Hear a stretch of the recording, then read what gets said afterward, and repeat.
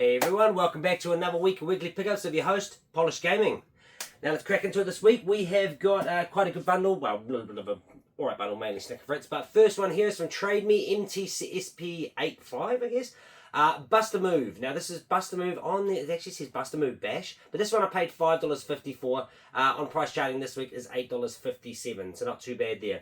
I'm also getting rid of the dealer meter. It just seemed a little bit too tacky, and I'm just going to basically show you what the price I paid for it and what it's worth on price charting, so you can kind of get a gauge of what it's worth.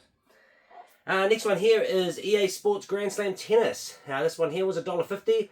On price charting it says $15.54, but the fact that this is a pack-in, not to be sold separately, makes me think that this may have come with a Wii tennis racket or something. That might be the $15, because I would not put this above $3, $4. That's pretty much what you pay for it. Next one here is Nickelodeon Dance 2. Now this one here I paid $5.50 for. Now here's a weird one about this one. It says the actual Peggy, which this one is, the Euro version is $34.56. Every other version is $12.05. I'm going to go on $12.05 because I wouldn't pay anything over $5 for this. Wait, I paid $5.50. Okay, so I paid close to $5. But basically, yeah, I almost wouldn't pay anything over $8. I think I set these ones up at $8. But basically, with this one, yeah, $12.05 seems a little bit too far, and $34 just seems ridiculous. Next one here is Scrabble Interactive. Now this one I paid $3.51 for, and with this week on price charting, it's $14.49. So once again, another one. It's Snicker Fritz. I wouldn't pay anything more than a $5 for that. I paid $3.50, so I wouldn't even pay a $5 for that. It's a board game, you know, not too bad, but it's Snicker Fritz, and you need it. Well, I need it. Now next one here is actually from EB Games. They had a cheaper Tuesday. I'll explain at the end of this exactly why I was a little bit angry with them. I messaged them about it. But first one here is Redfall. Now this one I paid $5 for, and it sits at $22.94 on price charting. So not too bad of a good one there. Anything $5 really is good. Unknown 9 Awakening, another $5 game. This one sits at $29 on price charting. So once again, not too bad to get it. Now next one here is actually sealed. Spirit, Lucky's Big Adventure. Look how rubbish that game looks. $5. $23.97 because it is new, but oh, I don't see anyone paying anywhere near that price. It's like with the official voice of Lucky. I'm guessing this is it's a DreamWorks movie. I think it's just a DreamWorks game. It looks rubbish. Anyway, that will stay sealed. Sealed for life. Now, next one here is one I've been after for a while from Trade Me. GMR 1979 got this one. Killer is Dead Limited Edition. Now, this one is $40. $48.12 on price charting there. It actually looks pretty cool. I've seen it come up so many times, and it's just always just way too expensive. They're always like wanting $50, $60 for it, so I grabbed it at $40. Why not?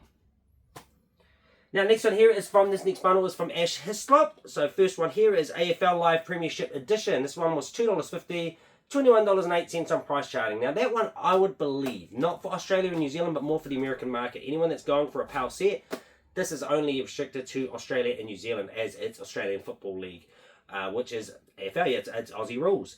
So it's an interesting game. If anyone hasn't played it over in America, have a look at it. It's pretty interesting. Throw the ball on the ground as you're going for the runs. Kick it between 4 posts, 2 on each, 2 small, 2 large. Very interesting game. Played in an oval like a cricket ground. It's confusing, and honestly, some of the tackles are pretty ruthless. NFL think they got it bad. These guys don't have any pads on and they hit it. Like, NFL is like lower than rugby and rugby league, but AFL is ruthless. Like, some of the jump ups and they fall on their back and like real spinal damage kind of stuff. So interesting to watch if you've never watched it, but go for it. Have a little look. Australia, I love it. New Zealand, not so much. Next one here is Aliens vs Predator Extinction. Now this one I paid $20.35 for, and $20.25, and this one sits at $34.70. A little bit more an obscure title, I think, this one. I can't say I've seen it come up. Now the next one here is Peter Jackson's King Kong, the official game. This one I paid $8.50 for, $16.61. Funny part about it is the King Kong on Xbox is actually quite an expensive one. Xbox 360, sorry. Where is it? I should have it here. It's somewhere here. Unless I've set it weirdly up as... Oh, where is my King Kong? KL. See, I'm having a moment here. I'm not going to be able to find it because it's probably under Peter Jackson. I wouldn't be surprised if it's under Peter Jackson, actually. Anyway, off on a tangent. I've got it on 360. I need the classics version, though. But that on 360, it sits quite high. Next one here is Shrek 2. Now, this one is $8.50, $14.32. This, you know, it's a Shrek game, but hey, the movies are great. Kind of dwindled down. I like 1 and 2. 3 was okay. All the other ones are kind of a bit garbage from there. I feel like they were just the cash grab. Puss in Boots was a cash grab, everything like that. But not bad, not bad. You're in my swamp now. But Wakeboarding Unleashed featuring Shaun Murray. Now this one here is, I paid $20 and, oh wait, no, that can't be right. No, that's not right. Where's my wakeboarding? $5.50, and this one it's $15.68 on price charting. It actually seems like a pretty fun game. I think it's on PS2 as well. I think I do have it on PS2.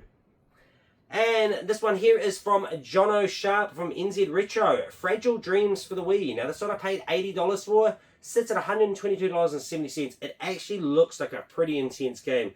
One of those kind of Rising Star games. They do tend to gain a bit of money, like Atlas games. I think Level 5. They can get pretty insane on the pricing. He actually had what else did he have? What's the name? I can't think of the name. It's on GameCube, and it's,